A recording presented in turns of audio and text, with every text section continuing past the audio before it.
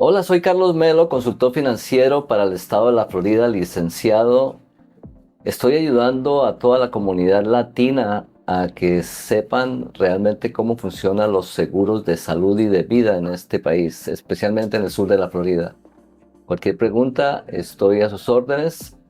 La idea de este podcast es ayudar a las personas que ya viajaron, están recién llegados o de pronto que quieren viajar hacia la Unión Americana y quieren saber exactamente cómo funciona. Hay gente que viene acá y no tiene ni idea de cómo funciona el sistema. Es por eso que hoy hemos invitado a un gran amigo que tiene una vasta experiencia en este país, lleva muchísimo tiempo viviendo acá. Es amigo mío, lo conocí hace poco tiempo, bueno, no poco tiempo, yo creo que hace unos 10 años nos Por conocimos ahí, con por ahí. Ujú. mi invitado, y desde que nos conocimos hicimos clic. Hemos hecho algunas actividades juntos ya. Y es una persona que va a contar su historia. Vamos a hablar un poco de su trayectoria, de su vida, qué le parece que debe hacer la gente que viene acá, qué es lo que no deben hacer acá. Y vamos a charlar. Va a ser realmente una charla muy interesante con un personaje que realmente sabe muchísimo de lo que es el sistema americano. Sin más preámbulos, les presento a mi amigo Edgar Álvarez. Edgar, ¿cómo estás? Hola Carlos, ¿cómo te ha ido? ¿Cómo anda todo? Bien, Edgar, nos conocimos en un evento. Fue bien simpático porque fue un evento de la iglesia donde estábamos yendo a la misma iglesia católica, se llama San Bonifacio, y de pronto salió un comercial de que había como un curso para poder hablar, ¿no? Para hablar en público. ¿Cómo hablar en público? ¿Cómo hablar en público? ¿Y qué te pareció ese cursito? Bueno, fue interesante, interesante en el sentido que le da a uno herramientas para manejarse, digamos, cuando tiene que hablar en público y cuando tiene que soltarse, ¿no? Digamos, a veces estamos precavidos, a veces estamos como medio tensos y, por ejemplo, algo que la gente de pronto no entiende es que uno de los miedos más grandes que sufren las personas es el de hablar en público. Exactamente. Entonces ahí nos dieron como buenas herramientas y salimos como bien, digo yo, ¿no? Entonces, ¿eres colombiano, nacido en dónde? ¿En qué parte de Bogotá. Colombia? Bogotano. Ujú. ¿Estás casado? Estoy ¿Tienes casado, cuántos sí. hijos? Tengo 3 hijos. Y eres escritor y poeta, según hablábamos anteriormente. ¿Te Mm, gusta escribir y te gusta la poesía? No es que seas de pronto profesional, pero te gusta. sí, bueno, sí, la verdad vengo escribiendo desde hace más de 30 años. 30 años, Sí, yo wow. vengo escribiendo bastante. He escrito mucho. ¿Has escrito libros ya? Oh, sí, bastantes. Pues eh, ahorita en este momento estoy escribiendo las memorias de mi padre que recién falleció. Ok, Y si no me equivoco, va a ser el número 50 que registro en la librería del Congreso. wow. Ujú. Sacar un libro digamos, publicarlo, ¿es difícil, fácil aquí en Estados Unidos? ¿Cómo es el proceso? Bueno, te cuento. Publicar un libro es bastante complicado. Ok, Y te voy a decir por qué. Digamos, aquí y en todas partes hay millones y millones de personas que están escribiendo. Entonces es un campo bastante congestionado, diría yo, bastante reñido. Entonces publicar se vuelve es como un negocio. Digamos, cuando una persona que no tiene un nombre intenta publicar, tiene un solo camino, un solo camino. Paga para que lo publiquen. exactamente. Eso es lo que yo he hecho en algunas ocasiones. Pagué para que me publicaran. Entonces, digamos, no es tan fácil publicar. Es un poco complicado, es un poco difícil. No es imposible, pero digamos, como se dice, la suerte de cada cual es diferente y unos les queda más fácil. En mi caso, publicar no fue lo más fácil. Pero de todas maneras, digamos, cuando usted escribe, usted tiene que tener como una idea para qué va a escribir. Entonces, en mi caso, voy a contar algo. Cuando, cuando yo empecé a escribir, yo lo hice con una intención personal. Yo lo que quería era incrementar mis ingresos con la escritura. O sea, querías monetizar Exacto. esa parte. Mi idea digamos, con la literatura no era hacer un trabajo humano, social, en fin. No, yo lo que quería era incrementar mis ingresos. Eso fue Claro. todo. Ujú. Bueno, esa era la idea que tenía en mente. Pasó de todo menos eso. Entonces, cuando empecé a escribir, pasé por momentos de diferentes, uno pasa por etapas, ¿no? Claro. Ujú. Entonces, cuando empecé a escribir, ¿A qué edad comenzaste a escribir? por ahí como a los 40, diría yo. Entonces, ¿qué? Cuando empecé a escribir, eh, me pasó algo chistoso. Una persona me dijo algo que, aunque va a sonar un poquito incómodo, alguien me dijo, ¿a ti te pasó lo que le pasó al que quiso llevar a la cama y terminó enamorándose? Eso me pasó con la escritura. Yo terminé enamorándome. La escritura nunca me ha dado a mí dinero. Me ha dado de todo. Mucha satisfacción, sí, pero dinero no. Entonces empecé a saborear lo que es la literatura. Entonces, a medida que fui escribiendo y fui escribiendo, lógicamente, cuando usted hace algo repetidamente, usted mejora digamos, sus talentos, ¿no? Y eso fue lo que pasó. Entonces, fui mejorando, digamos, fui haciendo esta labor día por día. Yo escribía todos los días. Cualquier momento libre que yo tenía, yo escribía cualquier... ¿Escribías sobre qué? Empecé, digamos, para mí, digamos, ven, te digo, lo más fácil, desde muy joven, yo entendí que yo tenía como una facilidad, y era la de rimar. Yo rimaba, yo rimaba bien. Entonces, pues, a medida que fui escribiendo, fui utilizando la rima como medio de comunicación. De ahí que te gustó la poesía también. Pues la rima da mucho para la poesía. Claro. Si tú sabes rimar y puedes poner ideas que coordinen, es bueno y suena bonito, ¿no? Entonces, al ser bueno y sonar bonito, pues es agradable. Entonces, ¿A qué edad llegaste tú, saliste de Colombia y comenzaste con la escritura en Nueva York, que fue donde llegaste la primera vez? bueno, eh, mi primera experiencia escribiendo ¿O fue en Colombia? fue en Colombia, Fue en Colombia, ok. cuando estaba en el bachillerato. Ok, No, tenía que tener como unos 15 años por ahí. ya.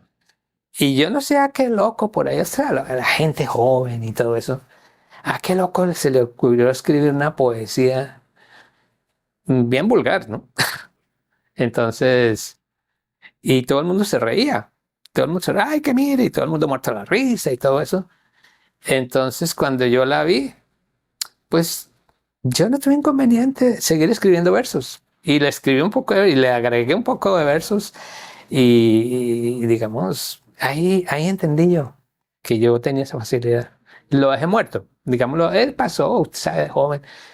Pero más adelante en la vida volví a reencontrarme con esa facilidad que yo tenía. Y ahí fue cuando empecé a utilizarla de verdad. Que si yo te digo, ¿cuál poesía fue la que más recuerdas y te sabes un poquito, un pedacito, cuál sería? Bueno, No me puedes Carlos, decir. no te puedo decir. No, no te acuerdas de ninguna. No, yo me acuerdo de algunas. Lo que pasa es que han sido tantas. Han sido O sea que tantas. las tienes todas archivadas. Yo tengo libros de poesía, Tienes lógicamente. libros. Sí, Ok. tengo, a la hora de la verdad, pues mira, ahí trae uno. Ujú. Pero si, digamos, hay algunas, hubo una poesía que, digamos, me gustó por la historia que tiene. Una historia. Detrás de cada evento hay una historia. Claro. Entonces, esa poesía tiene una historia un poquito como graciosa, ¿no? Y como de dónde vienen las cosas. Entonces, esa es de las que más me ha llegado. Y otra que me llegó mucho fue cuando nuestro primer hijo se fue de la casa. Le hicimos le hice una poesía donde expresamos cómo nos sentíamos y todo eso. En Y otras palabras, tú de cada evento tratas de escribir algo siempre. eso pasa, Carlos. Ujú. Usted tiene que tener como una motivación. Digamos, si usted no está motivado, si usted no tiene como... Es difícil escribir. Ahora, cuando usted tiene una motivación, cuando usted está, digamos, cuando usted lo siente. Digamos, el, eh, si un escritor logra escribir sintiendo, ahí es donde se ve en realidad lo que hace y donde salen las cosas bien. ¿Ves? Me decías que no te veías, no te sabes ninguna, pero de pronto tenga la oportunidad de tener una por ahí para que de pronto la puedas leer. Sí, claro, sí. Precisamente traje una que es de las que te contaba que tiene una historia. Ok, Entonces la historia rápidamente es, una vez fui a la calle 8 y de regreso de ver todo lo que vi, el gentío y toda la conmoción que había ahí, me vine pensando y después de ver tanta gente y eso, y una pregunta se me pasó por la mente. Y me pregunté, ¿quiénes somos? De ver tanta cosa. Llegué a la casa y escribí esto. Dice, ¿quiénes somos? Somos muchos, somos pocos. Algunos parecemos cuerdos, otros locos. A muchos los sentimos lejos, otros cerca. Y miramos todo esto desde la distancia. Pero todo eso pasa desapercibido y no le damos importancia. Somos un mundo de seres animados que van andando. A algunos los vemos sonrientes, a otros llorando. Unos cuantos gobiernan, otros son gobernados. Mientras que unos engañan, los demás son engañados. Y vivimos con un personalismo que nos mantiene atrofiados. Queremos ser independientes, pero nos engañamos porque pensamos solo en nosotros y de los demás nos olvidamos. Le damos rienda suelta a los deseos para nuestra satisfacción. Actuamos de acuerdo a nuestras emociones, aunque no tengamos la razón. Somos muchos y muy variados que transitan por este mundo sin dirección. Somos solo uno de esos que vemos por ahí. Aportamos algo que nos favorece a todos para sobrevivir. Cambiamos nuestras habilidades por dinero. Entregamos nuestras emociones a cambio de amor. Y aunque nos sentimos indiferentes, somos responsables por un mundo mejor. Somos insignificantes ante tanta inmensidad, pero somos muy importantes para la humanidad, porque somos una ficha esencial del rompecabezas. Todos nos necesitamos, y aunque no estemos de acuerdo, no importa que algunos aportemos amor y otros tristezas. Esto fue escrito en el 2001. excelente, Edgar. Entonces, sales de Colombia, llegas a dónde, a Nueva York, a Miami. Llegué a Nueva York. Nueva York. Sí, yo llegué a Nueva York. Jovencito. Totalmente, en cuanto al clima, totalmente extremo. Nueva York, bueno, Nueva York sigue siendo frío en Sí. invierno. Sí. Bogotá es frío a toda hora, Claro. Ujú. pero después llegas a California, No. perdón, a Florida. A Florida es Florida. caliente. Sí. Entonces, ¿te gusta más caliente, frío? ¿Qué te gusta más? Bueno, a mí me gusta el calor. A mí me gusta el O sea, calor. ya te acostumbraste al clima de Oh, acá. sí. Digamos, yo he sido muy parcial hacia el calor. A mí me gusta la tierra caliente, el calor, la playa, todo eso. A mí me gusta. Cuando llegas a Nueva York, ¿cuál fue tu primer obstáculo que tuviste de cualquier manera? Puede ser de trabajo o algún obstáculo que ha podido ser el idioma. No sé, sería el primer obstáculo que tuviste cuando llegaste a Nueva York? Lo primero que me encontré, Que tú dijiste, no, esto no es para mí. entender inglés. Ok. Eso fue El primer idioma. obstáculo fue entender. Yo en Colombia cogía clases de inglés y no me iba mal en el inglés y todo eso, pero cuando fui a decirle a alguien que me respondieron, ¿qué pasó aquí? Yo no entendí nada. Y eso me dio una especie como de trauma. Entonces, claro, el verse usted como que le dicen algo y usted queda como perdido, lo retiene a uno un poquito. Y me retuvo un poquito hasta que, claro, estando joven, digamos yo creo que como en 8 meses yo ya estaba hablando inglés. Pues saltando un poquito y entendiendo un poquito más. ¿Entras con visa? ¿De qué tipo de visa entras? De residente. Yo llegué ¿Ya con... entraste como Sí, yo residente? llegué como residente. ¿Y por qué? ¿Cuál fue la razón? Mi mamá era una mujer muy, ¿qué te dijera? Muy visionaria. Okay. Ella, entonces, ella le gustó este país y todo eso, y armó el viaje. Y yo me vine con mi mamá. Ella ya era, No, ya no, era, no, a través de una agencia, a través de una... bueno, en el tiempo entonces Era más fácil, digamos, era para diferente. ese tiempo. Entiendo que muchas veces muchas personas iban a pedir la visa y le preguntaban cómo la quiere, de turista o residente. ¿Qué tal esa? Sí, no, y, ¿Te lógicamente las imaginas que cosas. hoy te dijeran eso? ¿Cómo quiere la visa? ¿De Sí, turista o sí, de residente? sí, sí. Pero no era tan complicado. Si usted, digamos, si usted, creo que con un permiso de trabajo o una oferta de trabajo o algo así. Entonces, por eso ¿Cuál es en tu óptica, la gente que viene con visa de turista, que son la mayoría? ¿Cuál es el consejo si la gente se quiere quedar acá con el visa de turista? ¿Tú qué les aconsejarías? ¿Quédense, trabajen, luchen o devuélvanse? yo te diría que la situación ideal es estar legal, Claro. definitivamente, ¿cierto? Ajá.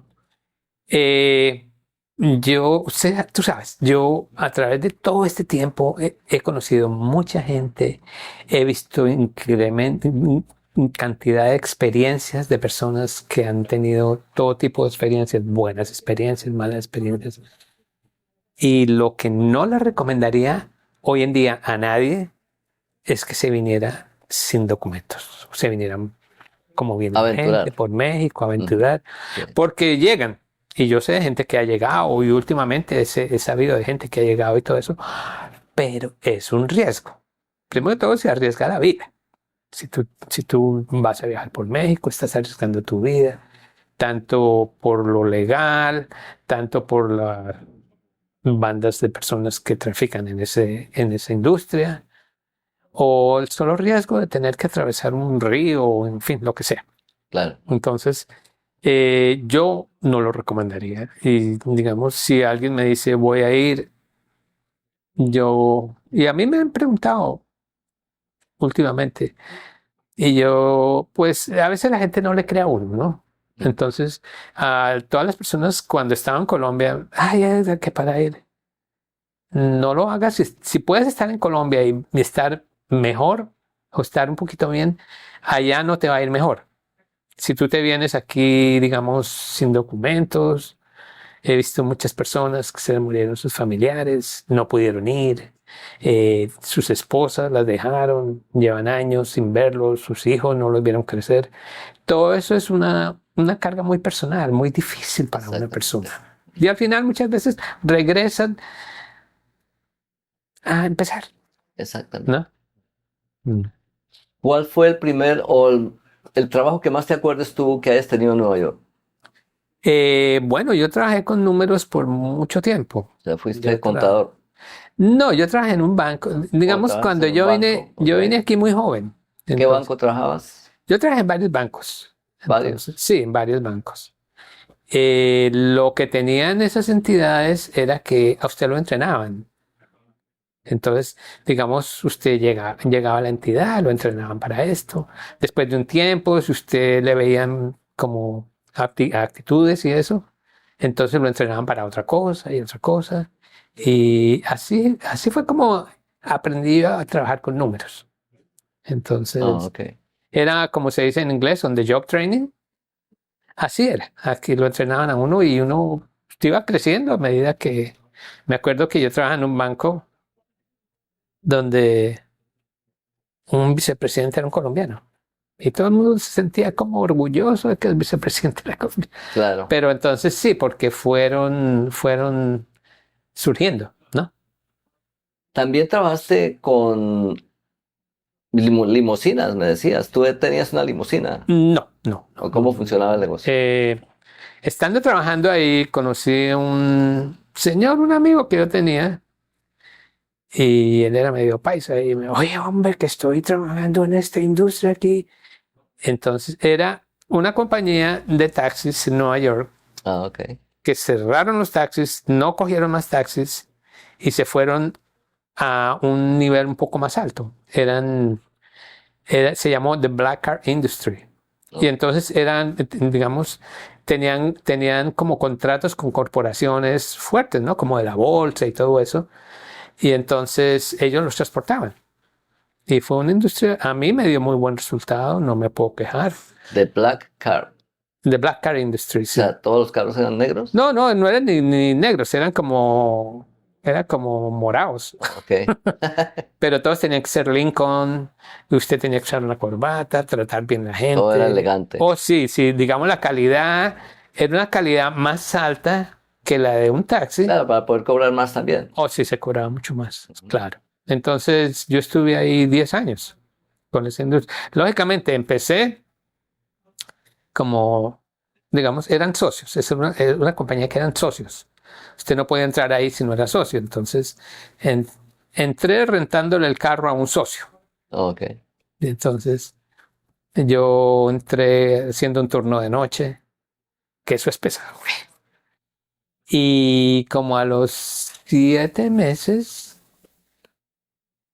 eh, ellos vendían, digamos, usted no podía entrar y meterse, ellos tenían cuotas.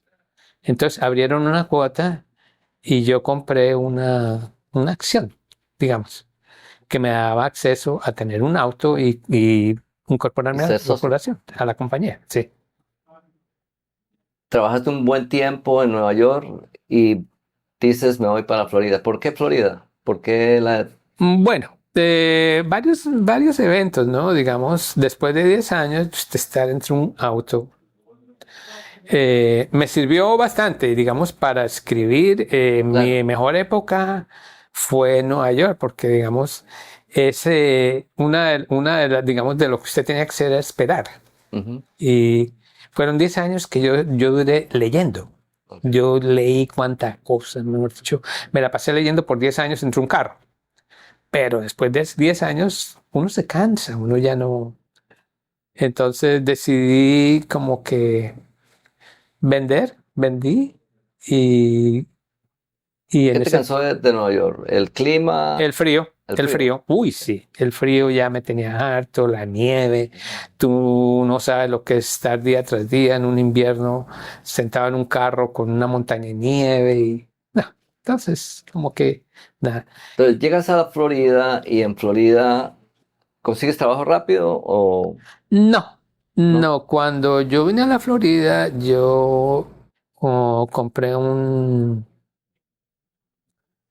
compré una casa, un edificio, diría. No era un edificio, era una casa grande con 7 apartamentos. Ujú. Y entonces yo pensé, pues me metí en esa industria y empecé a trabajar ahí y empecé a vivir de eso. Todas las personas que han venido de Nueva York han tenido la gran suerte de que llegan a Florida y les ayuda mucho la economía, porque allá todo es era más caro, ahora sigue siendo más caro que Florida, pero ahora Florida ha subido mucho también está muy caro ahora. Sí. Pero mucha gente que vino de Nueva York vino con plata y compró finca raíz. Parece que ese fue tu Bueno, te caso. cuento una cosa, no todo es color de rosa en la vida. Ya. Digamos, yo vine en una época buena en esa industria de los apartamentos. Yo le compré a un canadiense y entonces él le rentaba a canadienses por la época de invierno. Era muy bueno. Digamos, en 5 meses, 4 o 5 meses, usted sacaba lo del año. Usted les cobraba bien, ellos pagaban bien. Entonces no había problema. Y aquí venía bastante canadiense. Entonces resulta que pasados un par de años sucedieron varios eventos. Digamos, las mismas personas venían siempre al apartamento, digamos, y las mismas familias y estaban acostumbrados y eso. Entonces resulta que, pues, una familia vino con un perrito Ujú. y el perrito se les murió aquí en Florida. Entonces, como que se desanimaron, por un lado. Por otro lado, Aquí los seguros ya no admitieron el seguro del Canadá. Entonces, y para empeorar la situación, Cuba abrió el turismo a los canadienses. Entonces, Ok. toda esa cantidad de turistas que venían a la Florida a dejar su dinero se fueron para Cuba.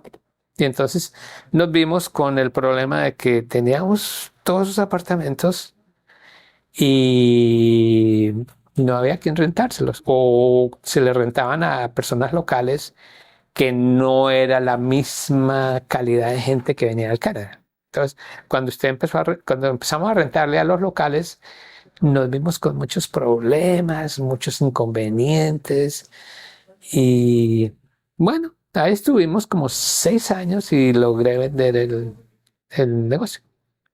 En ese sentido, Florida ha cambiado mucho. Florida ahora está trayendo mucha gente que viene de otros lugares y ahora rentar es fácil. Oh, no, hoy en día ha cambiado, Es hoy en día fácil es porque diferente. ahora mucha gente está buscando un sitio para donde vivir. El problema que hay ahorita en la Florida es que el costo de la vivienda se Se incrementó dispara, demasiado. se dispara. Digamos, Ujú. usted, digamos, antes compraba una casa por un valor accesible y tomaba una hipoteca y pagaba su casa y en fin, era manejable. Las rentas eran baratas. Yo creo que por el solo hecho de el costo de vida en Florida y las rentas, la gente debería de pensar en venir aquí a Estados Unidos, especialmente aquí en la Florida. Oh, sí, aquí, Porque digamos, un apartamento de una habitación, una habitación vale $1,000. sí. Una habitación. Y te cuento, Ujú. un apartamento, yo te diría que ni siquiera de una habitación. Un Un estudio estudio, te puede valer $1,000 o exacto, más. o más. O más. No, un estudio vale 1,500. Ujú. Una habitación, un apartamento de una habitación vale cerca ya a los $2,000. Exacto. Ujú. Y si tiene dos habitaciones, vale cerca a los $3,000. Sí. Entonces, si eso Ujú. se hace la cuenta, ¿cuánto es en pesos, por ejemplo, colombianos? Ah, Si la no, gente no, viene no. de Colombia, eso es un Imposible. montón de dinero. Imposible. Que eso no lo paga nadie. Entonces, eso es algo que la gente debe pensar a la hora de decir me voy a vivir a Estados Unidos, o especialmente me voy a vivir a Florida, Ujú. porque hay otros sitios de Estados Unidos donde el costo de vida es ligeramente más barato.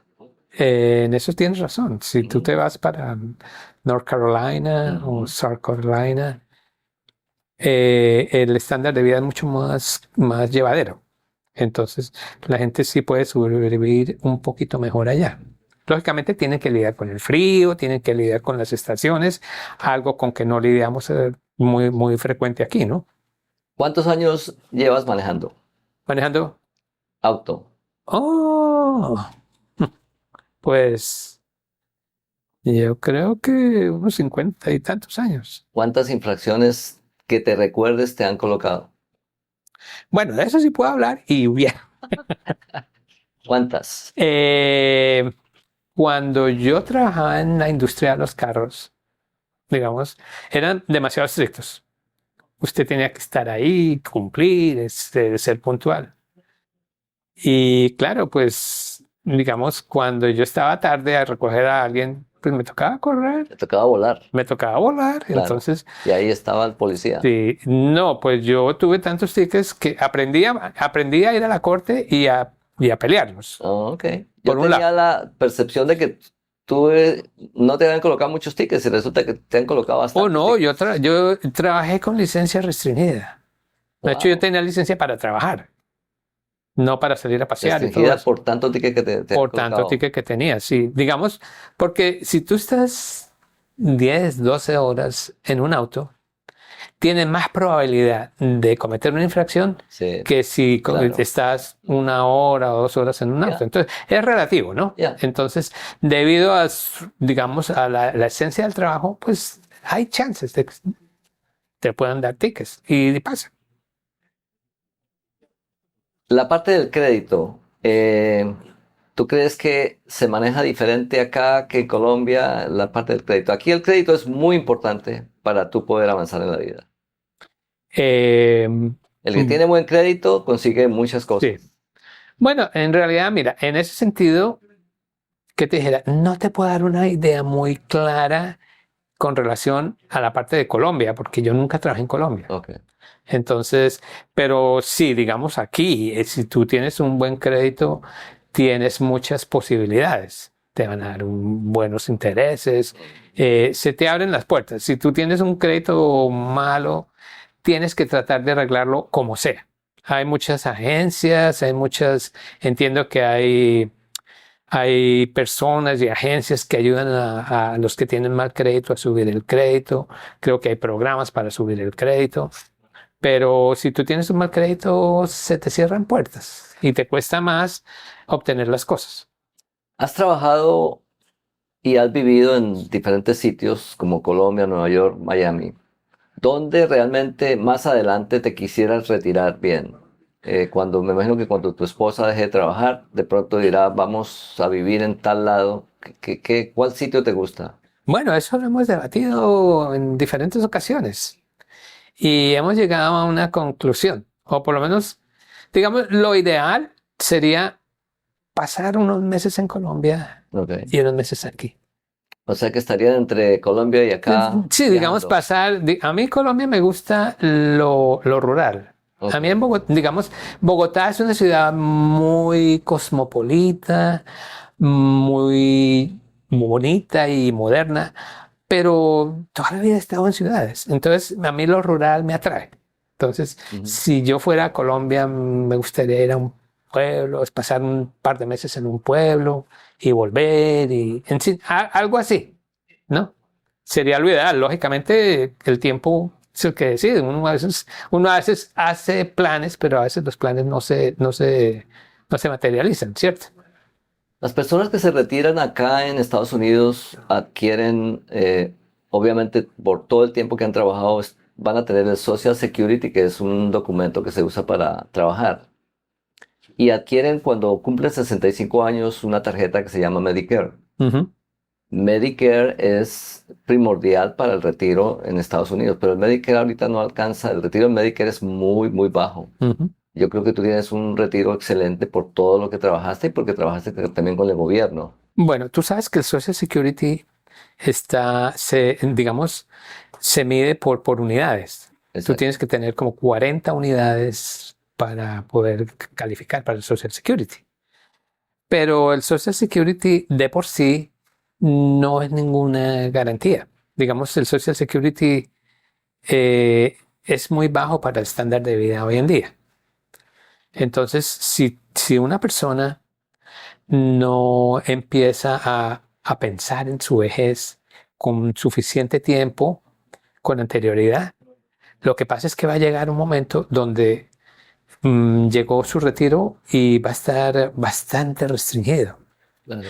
Yo le aconsejaría, y esto es un consejo que se lo da a muchas personas, y digamos, empiecen a pensar en su futuro mientras más antes mejor.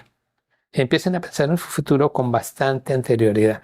Digamos, hoy en día yo diría que la mejor época para pensar en el retiro, en su futuro, es cuando la persona empieza a trabajar. Y venga, digo por qué. Cuando una persona empieza a trabajar, un joven, una muchacha, no tienen hipoteca, no tienen hijos, Ujú. no tienen bastantes responsabilidades, entonces pueden poner ese dinero ahí, a que trabaje, a que se quede, ese dinero crece. Claro. Entonces, digamos, yo tengo un hijo de 30 años y él empezó a trabajar hace un par de años. O sea, estamos hablando del dinero que descuenta el Social Security, No, ¿no? no, yo te estoy hablando, pon de tu dinero, digamos, abre una cuenta de retiro, un IRA o algo así. Ya. Ese dinero crece. Ujú. Digamos, hay una teoría que si el dinero donde tú lo pones es un buen fondo, se duplica cada 7 años. El Sí. dinero se duplica cada Ujú. 7 años. Entonces, digamos, si usted pone un dinero empezando a vivir y va a pasar toda su vida, cuando llegue su época de retiro va a tener una cantidad bastante aceptable para poder vivir bien. Digamos, una persona que llegue de los 30 años, 35 años, 40 años, y empiece a trabajar en este país, o en cualquier país, porque en todas partes hay fondos de retiro y todo eso. Digamos, hay veces, si usted invierte un poquito de lo que se gana en su retiro, eso va a dar unos beneficios al final y beneficios que en realidad valen la pena. Digamos, usted no va a estar dependiendo solamente de un Social Security. Y mucha gente hace eso. Ay, no, me quiero retirar. Sí, pero no se han puesto a pensar que el Social Security no les va a dar. Entonces, ¿qué pasa? O van a tener que depender de sus hijos o de otras personas, o van a tener que trabajar el resto de su vida. Entonces, es muy importante tener presente que la seguridad del retiro no depende del Social Security, depende de usted. Si usted hace un esfuerzo y pone su dinero, no tiene que ser tanto lo que pueda. Digamos, Exacto. hay todo tipo de Planes. fondos y planes, en fin. Pero haga algo con tiempo para que cuando llegue el momento, usted tenga algo más, algo con que cubrirse. Entonces, Sí, es muy importante el ahorro antes de retirarse precisamente. sí, Especialmente en cualquier época donde la persona comience a trabajar, pensar en un plan de ahorro. en un plan de ahorro, no, un plan de retiro. Un plan de retiro Opa. y ojalá que tenga beneficios de algo que tenga que ver con si la persona de pronto se enferma, que quede cubierto con algo de efectivo. Porque hay planes de retiros que sí te dan, pero cobras, si te pasa algo no puedes cobrar nada. Entonces, No, un plan de retiro es tuyo. Y digamos, si ujú, tú haces un IRA y, por ejemplo, digamos, no puedes trabajar hasta el final de tu vida o lo que sea, eso te lo dejan utilizar. Digamos, puede entrar y hacer como, ¿cómo es que se llama? Meterlo en un fondo donde le aseguran, digamos, una cantidad por sí, el por resto de su ejemplo, vida. con interés de compuesto, por ejemplo, interés compuesto, Sí, sí, que sí, va interés contra interés sobre interés. Eso va exacto. creciendo mucho el dinero. No, y digamos, por ejemplo, si tú estás poniendo dinero todos los meses, Ujú. tú estás incrementando tu ahorro. Digamos, si tú ahorras por 40 años cierta cantidad, a los 40 años, la plata que invirtió inicialmente ha crecido. Y entonces la plata que estás invirtiendo todos los meses está creciendo. Entonces, eso se aumenta. Entonces, ahí es donde está la gracia del... Ya casi estamos terminando. Vamos a hablar un poquito de algo que yo sé un poco, que es, por ejemplo, Medicare. Ajá. Medicare es, digamos, un beneficio que tienen todas las personas mayores de 65 años. Ujú. Y el Medicare, mucha gente no sabe, pero el Medicare es obligatorio. Sí. La gente no sabe. A veces la gente cumple 65 y le llega la carta del social que saque su Medicare y la gente ni se preocupa. Ujú. Es obligatorio. Si no lo saca, lo penalizan. Sí. Hay varios tipos de Medicare.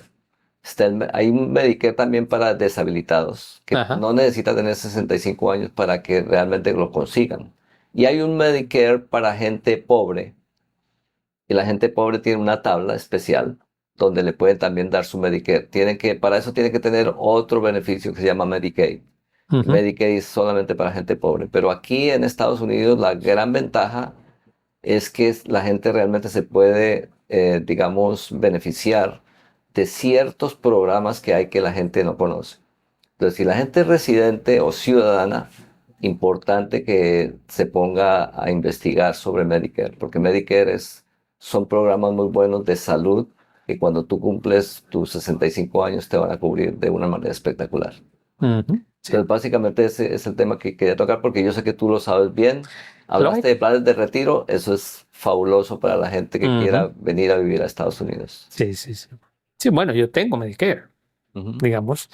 Eh, Hay una cosa, por ejemplo, cuando la persona está en un periodo entre digamos, si está uno como unos 5 o 6 años antes del Medicare y está trabajando, el seguro médico es imposible, es increíblemente caro. Sí. Ujú. Entonces, cuando llega el Medicare, hay como digamos, se relajan esos gastos, ¿no? No, ya no los tienes. El Medicare se hace cargo de eso. Lógicamente que hay varios tipos de Medicare donde uno paga por opcionales, ¿no? Entonces, Pero sí, el Medicare es bastante favorable para todo el mundo. Mm.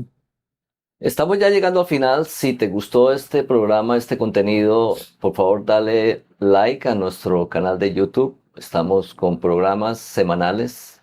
Siempre vamos a estar entrevistando personas que saben exactamente del tema de lo que es la inmigración, gente que tiene mucha experiencia en este país, que dan excelentes consejos y siempre vamos a tocar esos temas. Por favor, siempre estén compartiendo nuestros podcasts en sus redes sociales para que nosotros podamos crecer y podamos seguir con este proyecto. Edgar, muchísimas gracias No, Carlos, a la orden. por haber venido a realmente a contarnos esa historia. Esperamos que te vaya súper bien en todo lo que quieras hacer Ujú. y puede que algún día te volvamos a invitar. Ojalá Bueno, podamos invitarte de nuevo acá. bueno, cuando quieras llamarme, pues estoy a la orden y con mucho gusto. Muchísimas gracias a Ujú. todos. Que estés muy bien.